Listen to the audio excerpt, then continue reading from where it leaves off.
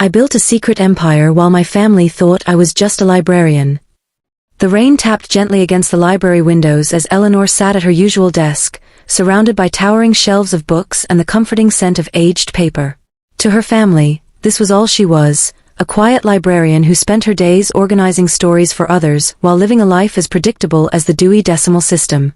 They saw the cardigans, the sensible shoes, the horn-rimmed glasses perched on her nose, and assumed they understood everything about her.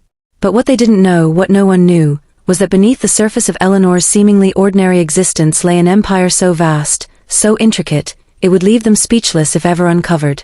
It had started innocently enough. 10 years ago, Eleanor found herself in the basement archives of the small-town library where she worked, sorting through boxes of donated books meant for resale. Most were worn-out paperbacks or outdated encyclopedias, but one box caught her eye, a collection of rare first editions, their spines cracked with age but their value unmistakable. She hesitated only briefly before slipping one into her bag, telling herself it was just temporary. She'd sell it online, use the money to pay off some bills, and return the rest to the shelves later. That single act of rebellion ignited something inside her, a spark she hadn't felt since she was young, when dreams of adventure still danced in her mind. The sale went smoothly, almost too easily. Within hours, the book sold for more than she made in 2 weeks at the library. The thrill of holding that check in her hand, the weight of possibility it carried, was intoxicating.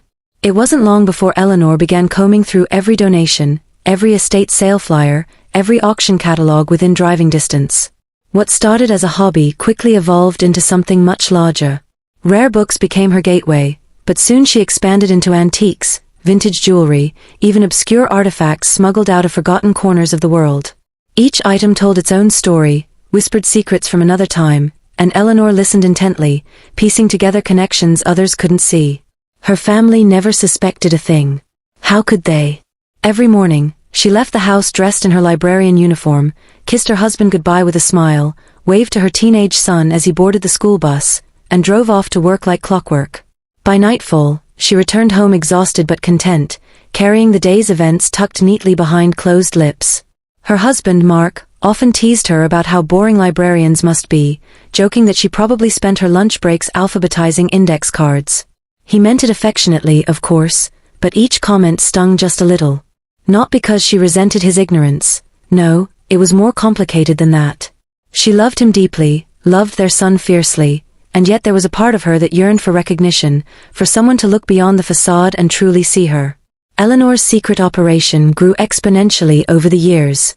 From her modest laptop in the corner of the living room, she orchestrated deals across continents, negotiating with collectors, smugglers, and curators alike. Her network spanned the globe. Though none of her contacts knew her real name, she operated under various aliases, each carefully crafted to suit the transaction. There was Madame Leonie, the enigmatic French antiquarian who specialized in medieval manuscripts. Then there was Victor Kane, the brash American entrepreneur who dealt in industrial-age relics.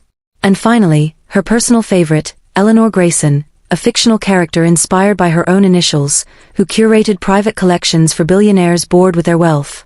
What set Eleanor apart from other dealers wasn't just her eye for valuable pieces, it was her ability to understand people. She could read between the lines of a hesitant email, hear the desperation in a voice message, and sense when someone was bluffing during negotiations. This skill came naturally to her, honed over decades of observing patrons at the library. The elderly woman clutching a romance novel close to her chest? Lonely. The teenager lingering near the graphic novels? Searching for escape. The businessman scanning headlines on his phone while waiting for a meeting? Overwhelmed. People revealed themselves in subtle ways, and Eleanor had learned to listen, not just to words, but to silences, gestures, and glances. This talent proved invaluable in her secret life. When a reclusive billionaire offered $500,000 for a 17th-century astrolabe, Eleanor countered with $750,000, knowing his pride wouldn't allow him to walk away.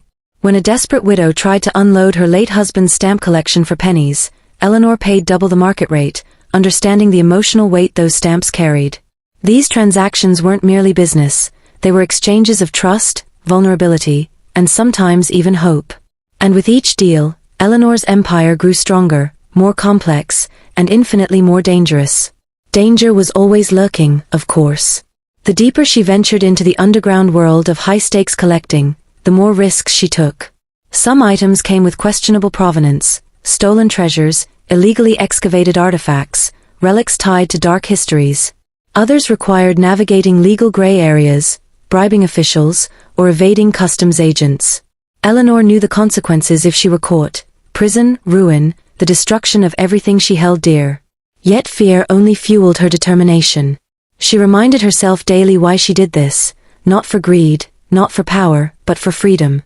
Freedom from the monotony of a life prescribed to her, freedom to create something extraordinary, and most importantly, freedom to prove to herself that she was capable of greatness. But keeping such a monumental secret took its toll. Late at night, when the house was silent and everyone else slept, Eleanor would sit alone in the dim glow of her computer screen, staring at spreadsheets and encrypted messages. Guilt gnawed at her conscience, whispering insidious doubts. Was she betraying her family by hiding this part of herself? Would they feel hurt, betrayed, abandoned if they ever discovered the truth? Or worse, would they think less of her, see her not as a provider but as a liar? These thoughts haunted her, especially on days when her dual lives collided unexpectedly. Like the time a wealthy client tracked her down using information from an old invoice. He showed up at the library unannounced, dressed in a tailored suit that screamed money, asking for Ms. Grayson. Eleanor froze mid-shelf stalking, her heart pounding as she turned to face him. For a moment, she thought her cover was blown, that he'd somehow figured out her true identity. Instead, he simply handed her a business card and asked if she'd consider appraising his private library. She managed to play along, feigning confusion until he left, but the encounter left her shaken. How many close calls had there been? How many more could she survive? Despite the risks, Eleanor couldn't bring herself to stop. Building her empire had become more than just a means to an end. It was her purpose, her passion, her proof that she was more than the sum of society's expectations. In the rare moments when she allowed herself to dream, she imagined revealing her secret someday, watching the shock and awe spread across her family's faces as they realized the scope of what she'd accomplished. But reality always pulled her back. The timing wasn't right. Too much was at stake. So she continued balancing both worlds, juggling identities, and burying her fears beneath layers of carefully constructed normalcy. As the months turned into years, Eleanor's empire reached new heights. She acquired warehouses in Europe, partnered with elite auction houses, and even began funding archaeological digs in remote locations. Her influence stretched far beyond what anyone could have imagined, yet she remained invisible, a ghost in the machine. At the same time, her family life unfolded in parallel, blissfully unaware of the storm brewing beneath the surface. Mark threw himself into his career as a middle manager, content with the stability their lives provided. Their son Alex blossomed into a talented musician, filling the house with melodies that seemed to echo Eleanor's own hidden rhythms. Together, they formed a picture-perfect family portrait, complete with annual vacations, holiday traditions, and shared laughter around the dinner table. Yet cracks began to form, imperceptible at first but growing wider with each passing year. Mark grew distant, consumed by his own ambitions and frustrations. Alex rebelled quietly, retreating into music as a form of escape. And Eleanor, caught in the middle, felt increasingly torn between the life she presented to the world and the life she kept locked away. Nights became sleepless battles against anxiety, mornings a blur of caffeine-fueled exhaustion. Still she pressed on, driven by a force she couldn't fully explain. One fateful afternoon, as Eleanor sorted through a shipment of newly acquired artifacts, she stumbled upon something extraordinary, a centuries-old map etched onto parchment, its edges singed as though it had survived a fire. The symbols were unfamiliar, the language indecipherable, but the energy radiating from the map was undeniable. It pulsed beneath her fingertips, alive with secrets waiting to be uncovered. As she traced the faded ink with trembling hands, Eleanor felt a shift, a premonition that this discovery would change everything. Little did she know, the map was only the beginning of a journey that would test her courage, challenge her loyalties, and force her to confront the very foundations of her double life. The map became an obsession. Eleanor couldn't shake the feeling that it held answers to questions she hadn't yet asked. She spent her evenings hunched over it in the dim light of her home office, poring over every detail with a magnifying glass and cross-referencing its cryptic symbols against ancient texts she'd acquired over the years. Her laptop was perpetually open, tabs cluttered with images of medieval cartography, alchemical manuscripts, and obscure linguistic databases. The more she studied, the more convinced she became, this wasn't just any map, it was a key. A key to something vast, mysterious, and potentially world-altering. Her research led her down rabbit holes she never could have anticipated. Late one night, while deciphering a series of runes along the map's border, Eleanor discovered they matched descriptions from a 16th-century manuscript rumored to belong to a secret society known as the Order of the Hidden Light. According to legend, the Order had guarded knowledge so powerful it could reshape human understanding. Knowledge hidden across continents and protected by intricate puzzles and traps. The map seemed to be part of their legacy, a guide to uncovering their secrets.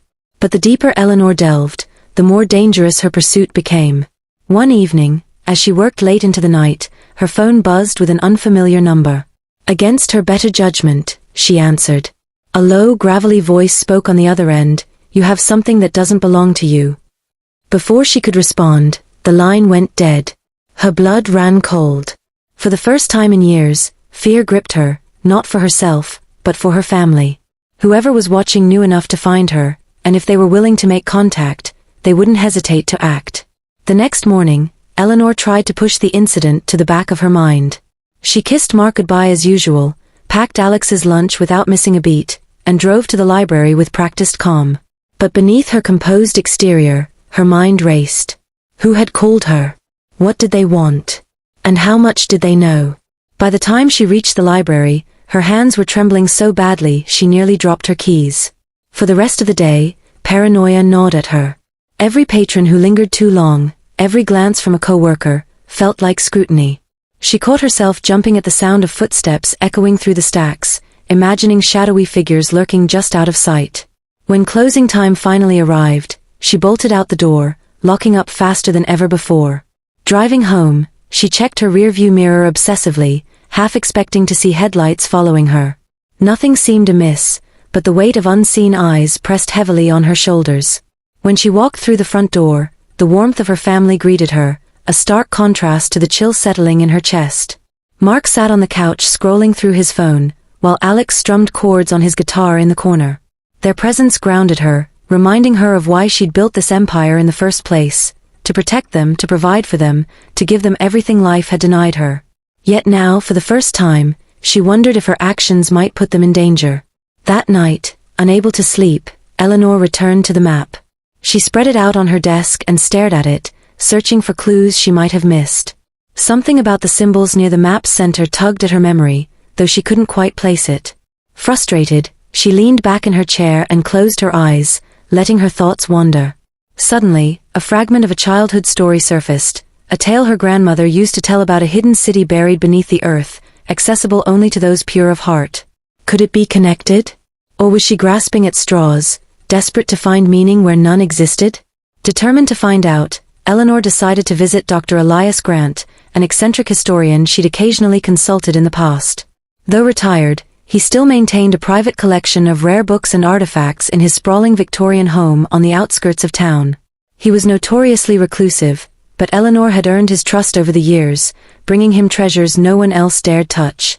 If anyone could help her unravel the mystery of the map, it was him. The next morning, after dropping Alex off at school and ensuring Mark was safely engrossed in a conference call, Eleanor drove to Grant's estate. The house loomed ahead like something out of a Gothic novel, its windows darkened by heavy drapes and ivy creeping up its stone walls. She rang the bell twice before the door creaked open, revealing the man himself. His wild gray hair framed a face lined with age and wisdom, and his sharp blue eyes sparkled with curiosity. "Eleanor," he said, his voice gravelly but warm. "To what do I owe the pleasure?" She hesitated, then pulled the map from her bag. "I need your help, Dr. Grant. This turned up recently, and I think it might lead somewhere important." Grant's expression shifted instantly. Taking the map gently, he carried it to a nearby table and unfolded it under the soft glow of a desk lamp. His fingers traced the symbols reverently, his lips moving silently as he read. After several minutes of intense study, he looked up at her, his eyes gleaming with excitement. "This is extraordinary," he murmured. "Where did you get it?" "I can't say," she replied firmly. Trust was a luxury she couldn't afford right now. He nodded, seemingly unfazed by her evasiveness. "Very well. But you should know, this isn't just a map, it's a cipher. And not just any cipher, It appears to be linked to the Voynich manuscript. Eleanor's breath hitched. The Voynich manuscript, one of history's greatest unsolved mysteries. A book written in an unknown language, filled with bizarre illustrations and indecipherable text. If this map was truly connected to it, the implications were staggering. "What does that mean?" she asked, her voice barely above a whisper. "It means," Grant said, leaning closer, "that whoever created this map didn't intend for just anyone to follow it. Only someone with access to specific knowledge, or perhaps specific items, can unlock its full potential." Eleanor's mind raced. Specific items. Could that explain the string of artifacts she'd been acquiring lately? Each piece had seemed random at the time, but looking back, there were patterns she hadn't noticed. An obsidian mirror etched with constellations. A golden compass that always pointed west, regardless of magnetic fields. A shard of crystal that glowed faintly in moonlight. They'd all come to her separately, almost as if guided by fate. "Do you think these objects are connected?" she asked, pulling photos of the artifacts from her bag. Grant examined them carefully, his brow furrowed. "It's possible. Very possible. In fact," he paused, his gaze fixing on the map again. "There's a theory that the Voynich manuscript contains instructions for assembling a device capable of accessing hidden realms. If these artifacts are components of that device." He trailed off, leaving the sentence unfinished, but Eleanor understood. Whatever lay at the end of this journey, it wasn't merely treasure or power, it was something far greater. And suddenly, the stakes felt impossibly high. As she left Grant's house later that afternoon, Eleanor couldn't shake the sense that she was being watched. She glanced over her shoulder repeatedly as she walked to her car, scanning the empty street for signs of movement. Nothing stirred, but the unease lingered. Back home, she locked the doors and drew the curtains, double-checking every window before retreating to her office. There, she spread the map and artifact photos across her desk, trying to piece together the puzzle. Hours passed in a blur of frantic energy. She scribbled notes, sketched connections, and cross-referenced symbols until her vision blurred. Just as exhaustion began to take hold, a pattern emerged, a sequence of coordinates hidden within the map's design. Her pulse quickened as she realized what it meant. The next step in her journey was already laid out before her. All she had to do was follow it. But doing so would require leaving everything behind, even her family. The thought terrified her. How could she explain her absence? How could she keep them safe while pursuing something so perilous? As dawn broke outside her window, casting golden light across the room, Eleanor made a decision. She would forge ahead, but not alone. She would need allies, people she could trust implicitly. People who understood the risks, and the rewards. Picking up her phone, she scrolled through her contacts until she found the name she was looking for. It had been years since she'd last spoken to Victor Kane, the alias she sometimes used, but tonight, she needed him more than ever. With trembling fingers, she typed a single message. "We need to talk. Meet me at the usual place." Then she hit send, knowing there was no turning back. The message sent, Eleanor felt a strange mix of exhilaration and dread coursing through her veins. She had spent years building walls around her secret life, carefully compartmentalizing it to protect those she loved. But now, for the first time, she was inviting someone, something, into that world. It wasn't just about solving the mystery of the map anymore, it was about survival, about ensuring that whatever power lay at the end of this journey didn't fall into the wrong hands. Victor Kane, the alias she sometimes used, was more than just a persona. He was a conduit to a network of contacts, informants, and operatives scattered across the globe. Over the years, Eleanor had cultivated relationships with people who operated in the shadows, smugglers, historians, hackers, mercenaries. Some were loyal out of respect, others were bound by mutual benefit or fear. Victor Kane allowed her to navigate this treacherous landscape without exposing her true identity. And tonight, she needed all the resources Victor could muster. The usual place was an abandoned warehouse on the outskirts of town, one she'd acquired years ago under a shell company. It served as both storage for her most valuable acquisitions and a safe house when things got dicey. As she drove there, the sun dipping below the horizon and casting long shadows across the road, Eleanor rehearsed what she would say. Trust was fragile, and even within her own web of deceit, betrayal was always a possibility.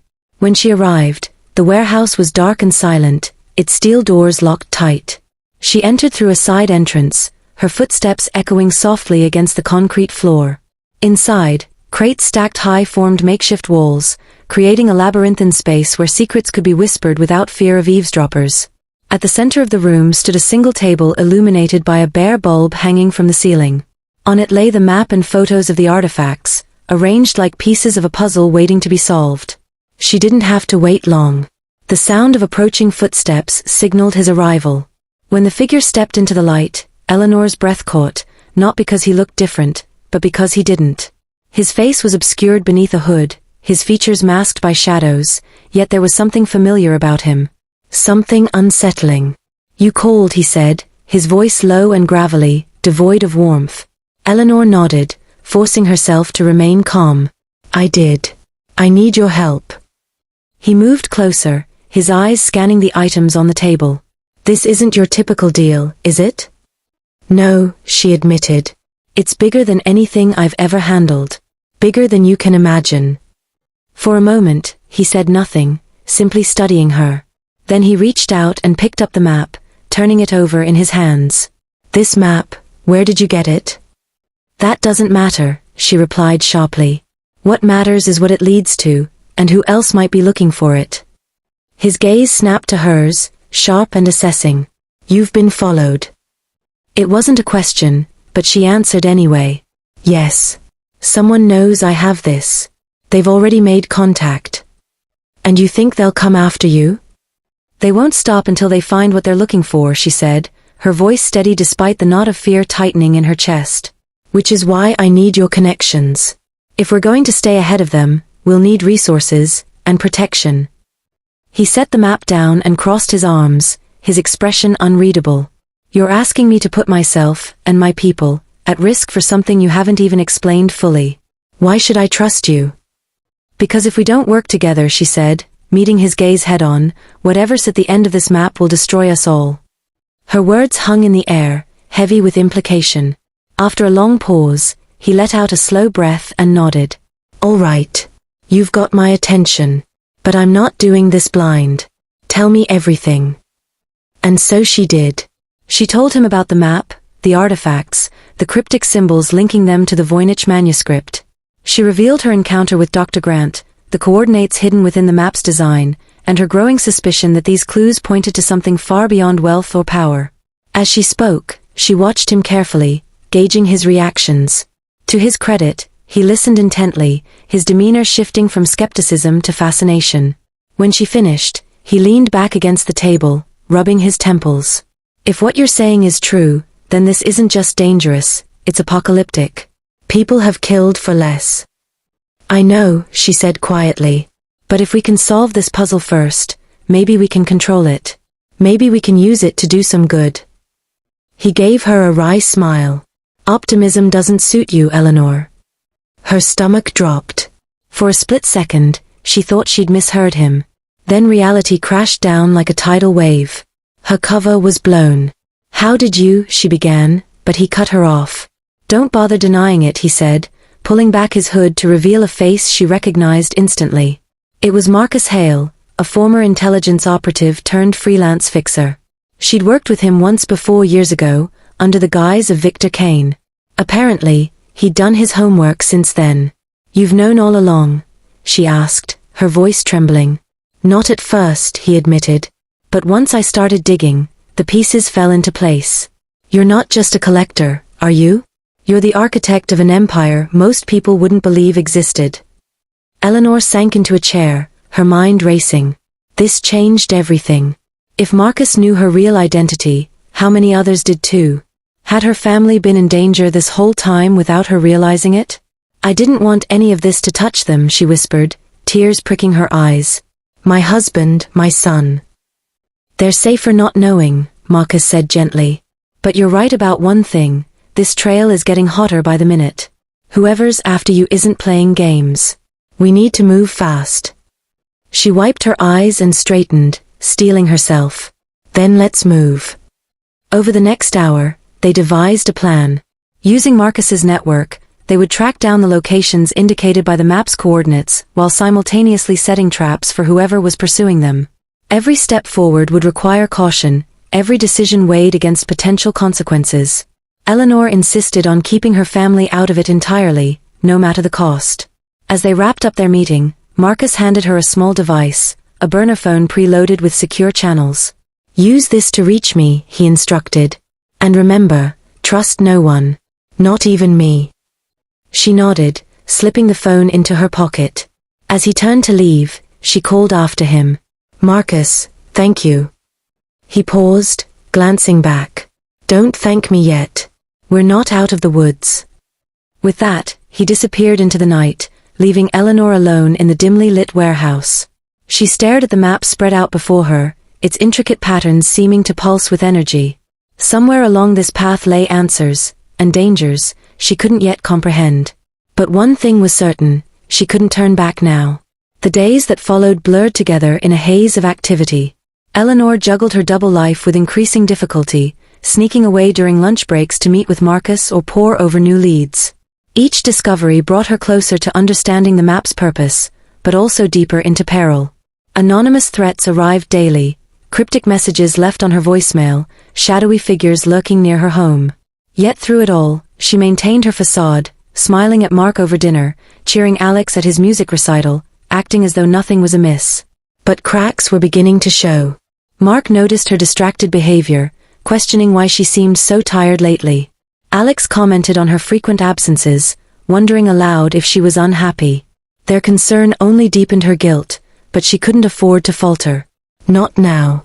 One evening, as she prepared to leave for another clandestine meeting, her phone buzzed with an urgent message from Marcus. The coordinates had led them to a remote island off the coast of Norway, accessible only by private boat. Satellite imagery revealed ruins matching descriptions from ancient texts tied to the Order of the Hidden Light. Time was running out. If they didn't act soon, their pursuers would beat them to it. Eleanor hesitated, staring at the message. This was it, the moment of truth. Beyond this point, there would be no turning back. Whatever awaited her on that island would change everything, for better or worse. Taking a deep breath, she grabbed her coat and headed for the door. As she stepped outside, the cool night air enveloped her like a shroud. For a brief moment, she allowed herself to look back at the house, at the warm glow of lights spilling from the windows. Inside, her family laughed together, oblivious to the storm brewing on the horizon. "I'm sorry," she whispered, though no one heard. Then she turned and walked away, disappearing into the darkness. Certainly.